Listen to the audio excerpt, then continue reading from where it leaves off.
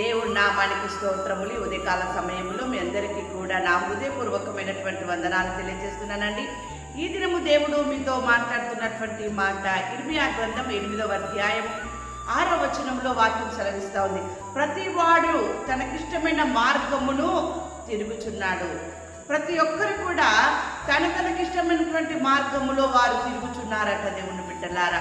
అంతేకాదు, మీరు ఎవరి మీద విశేషముగా తిరుగుబాటు చేసిరో ఆయన వైపు తిరుగుడి.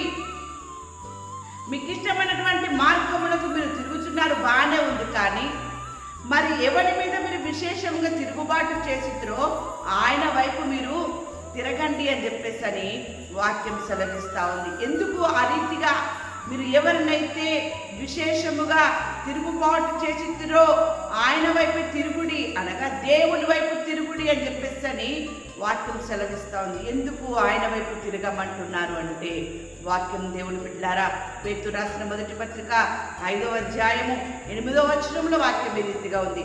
నిబ్బరమైన బుద్ధి గలవారై మెలకువగా ఉండి, మీ విరోధి అయిన అపవాది గర్జించు సింహం వల్ల ఎవరిని మృంగుదునా అని వెతుకుచూ తిరుగుచున్నాడు. దేవుని బిడ్డలారా గమనించండి, మీ యొక్క గర్జించు సింహం వల్ల దుష్టుడంట, అపవాది అంట, ఎవరిని మృంగుతున్నా అని వెతుకుతున్నాడు. కాబట్టి వాడు తిరుగుతూ ఉన్నాడు. కాబట్టి నీవు నీ ఇష్టానుసరమైనటువంటి మార్గములకు నువ్వు తిరుగుతున్నావు.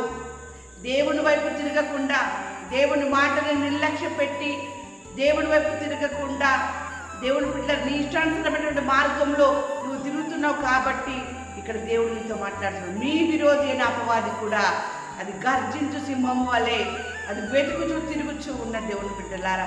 కాబట్టి మారు మనసు పొంది ఆయన వైపు నువ్వు తిరిగినట్లయితే ఆ యొక్క అపవాది నుండి నీకు విడుదల కలుగుతూ ఉంది. దేవుని బిడ్డలారా, వాక్యం సెలవిస్తూ ఉంది కదా.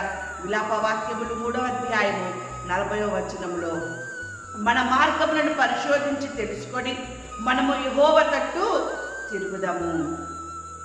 నువ్వు ఏ మార్గంలో నడుస్తున్నావు? నువ్వు నడిచే మార్గము, నువ్వు ఎన్నుకున్నటువంటి మార్గము చక్కనిదేనా? నువ్వు ఎన్నుకున్నటువంటి మార్గములు నీకు జీవాన్ని కలగజేస్తుందా? నీకు విడుదలను కలగజేస్తుందా? నిన్ను రక్షింపగలగజేస్తుందా? నీకు ఆరోగ్యమును కలగజేస్తుందా? నీకు ధైర్యమును కలగజేస్తుందా? దేవుని బిడ్డలారా, నువ్వు ఏ మార్గమును ఎన్నుకున్నావు? కానీ వాక్యం సెలవిస్తుంది, మీ మార్గములను పరిశోధించి తెలుసుకొని మనము యెహోవా తట్టు తిరుగుదాము అని చెప్పేసి వారు అనుకుంటూ ఉన్నారు.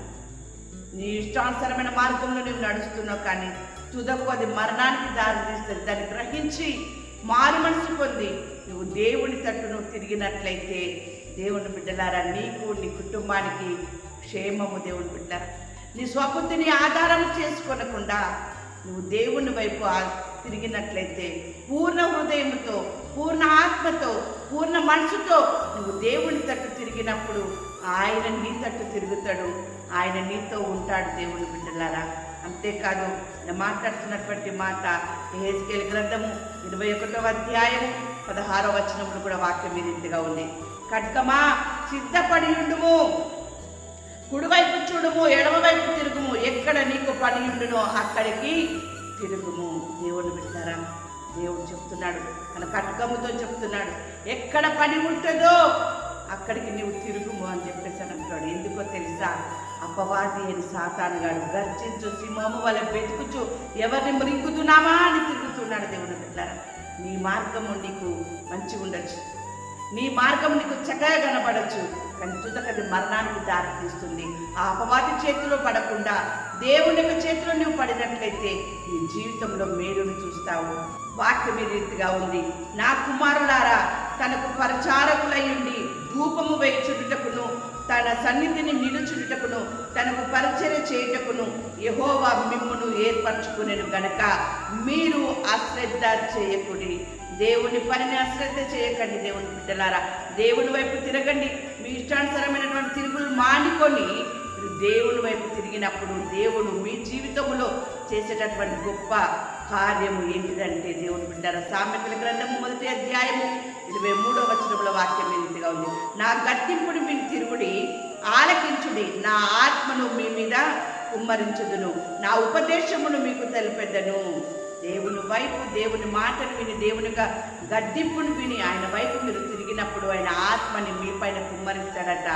ఆయన ఉపదేశమును మీకు తెలియజెప్తాడట. దేవుని బిడ్డలారా, జ్ఞానము కలిగి వివేచన కలిగి నువ్వు ఏ రీతిగా మధురాలో, ఏ రీతిగా జీవించాలో, ఏ రీతిగా మాట్లాడాలో, దేన్ని ఏ రీతిగా నీవు కనిపెట్టాలో, గుర్తించాలో ప్రతిదీ కూడా ఆయన బోధ ద్వారా, ఆయన ఆత్మ ద్వారా మీకు తెలియజేస్తాడు కనుక ఆయన వైపు మీరు తిరగండి. లేదంటే దేవుని బిడ్డలారా, అపవాది వెతుకుతూ తిరుగుతూ ఉన్నాడు.